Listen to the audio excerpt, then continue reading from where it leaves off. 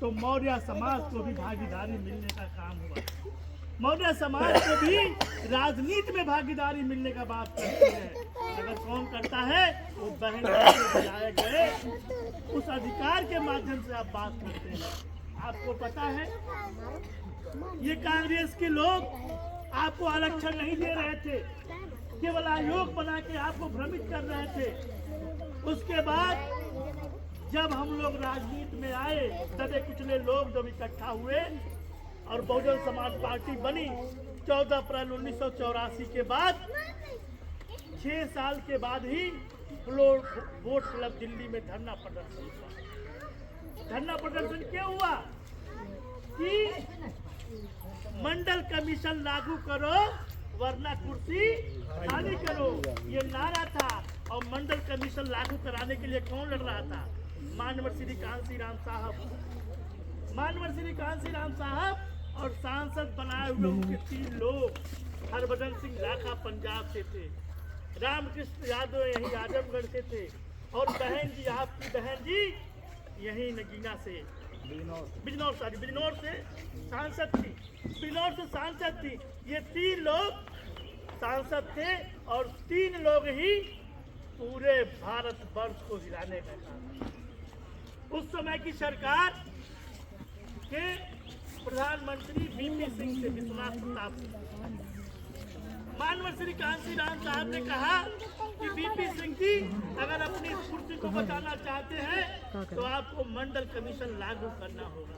अगर आप मंडल कमीशन लागू नहीं करेंगे, पिछड़ों को आरक्षण नहीं देंगे, तो आपका समर्थन नहीं करेंगे। और आपको बताना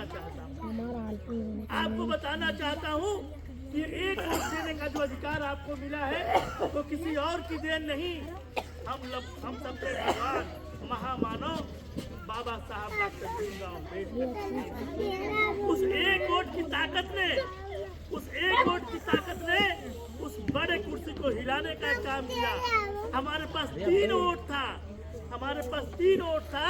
और 3 वोट उस प्रधानमंत्री की सीट को हिला रहा था।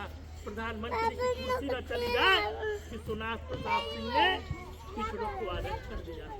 जब पिछड़ों को आरक्षण दिया तो आपके भी बच्चे नौकरी करने लगे, नौकरी पाने लगे, आपके बच्चे भी स्कॉलरशिप पाने लगे, आपके बच्चों को भी, आपके लोगों को भी राजनीति में भागीदारी मिलने लगी। लेकिन मैं आपको बता देना चाहता हूँ, आज की हालात को देख के मैं बताना चाहता हूँ कि जिस तरह से लड़ाई लड़के आपको अधिकार दिलाने का काम किया बाबा साहब ने, और बाबा साहब के पत्नीों को चल के मानवर साहब और बहन जी ने और बहुजन समाज पार्टी ने, मैं आपको एक चीज याद दिलाना चाहता हूँ। यही बगल में गाजीपुर है, बनारस से थोड़ा आगे आएंगे तो रास्ते में है। जिस दिन मंडल कमीशन लागू हुआ, विश्वनाथ प्रताप सिंह ने लागू किया, उसी दिन